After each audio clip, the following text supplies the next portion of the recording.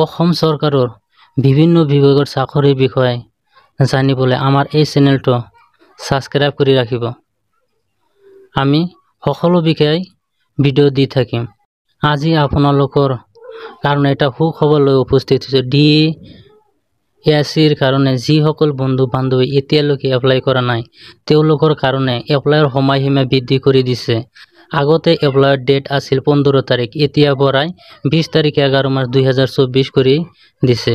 গতিকে আপোনালোকে মিছ নকৰি সকলোৱে এপ্লাই কৰিব। ইয়াত যথেষ্টখিনি পোষ্ট আছে। 8230টা পদ মুকলি কৰিছে। এই পদসমূহৰ গোটেইকেইটা পদ গ্ৰেজুৱেট লেভেলৰ হ'ব, অৰ্থাৎ গ্ৰেড 3 লেভেলৰ কাৰণে।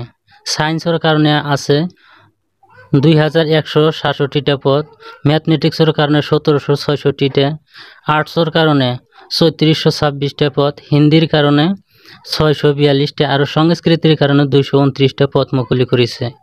এই পদসমূহত চেলাৰিও যথেষ্ট হ'ব। 14,000ৰ পৰা আৰম্ভ কৰি 70,000 লৈকে ইয়াৰ চেলাৰি দিয়া হ'ব।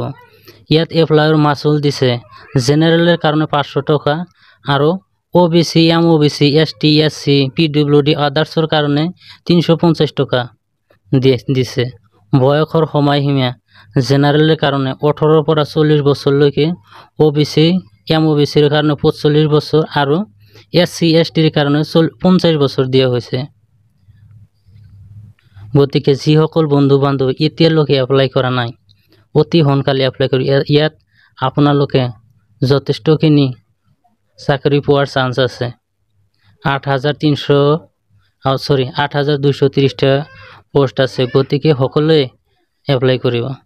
আমাৰ এই ভিডিঅ'টো লাইক এণ্ড কমেণ্ট কৰি দিব। আৰু যিসকল বন্ধু বান্ধৱীয়ে এতিয়ালৈকে চেনেলটো ছাবস্ক্ৰাইব কৰা নাই তেওঁলোকে চেনেলটো ছাবস্ক্ৰাইব কৰি সহায় সহযোগিতা কৰিব আৰু নতুন নতুন ভিডিঅ' পাবলৈ আমাৰ লগতে থাকিব।